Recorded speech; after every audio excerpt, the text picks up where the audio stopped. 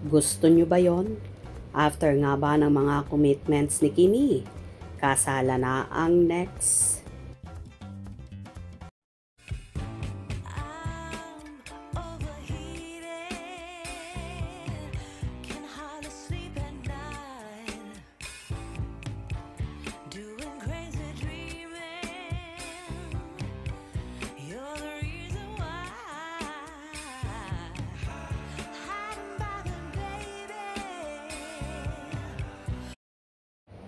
Tuwang-tuwa ang avid fan ni Kim Chiu dahil may panibago na namang project ang dalaga.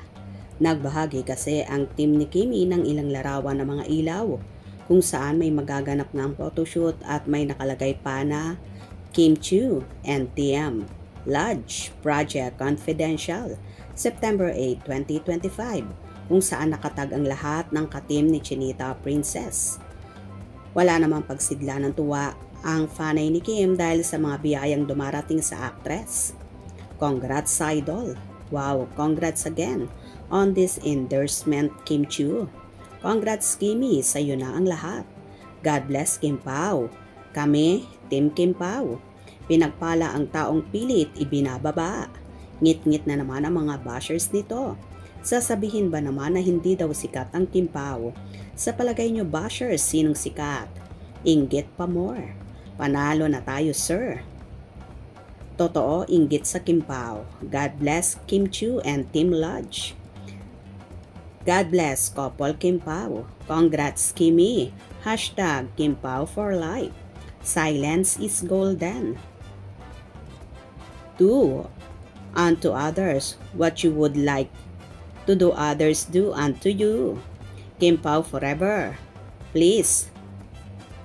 No more saying unkind words to anyone. Basta ako, Kim Pao, panatag na ako. The best Kim Pao talaga. Is that teleserye or movie? Congratulations, Kimi. More projects to come. Ano po yan, ma'am? Endorsement niya? Congrats, Kimi. Project na lang ang peg, di ba? Ganyan ang love team. Project pa more. Hindi wedding no more. Wedding pa rin. Soon. Uunahin ang project dahil kasunod na ang wedding after the commitments, di ba? Yes, wala si Kimi sa Showtime. Bakit kaya? May photoshoot siguro.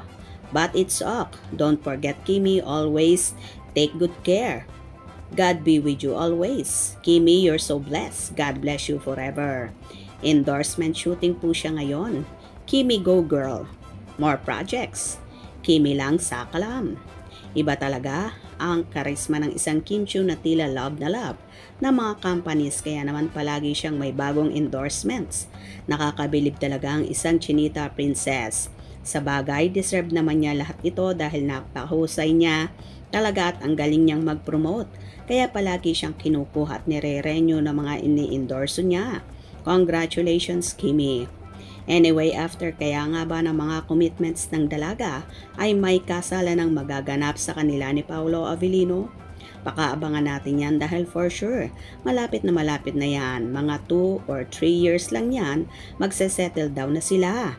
Dami pa kasing offers na projects na di nila pwedeng tanggihan, lalo pat napakainit ng tandem nila ngayon. Kaya gora lang Kim Pao para sa sunod. Relax na lang kayo at mag-focus na kayo sa gagawin nyong pamilya.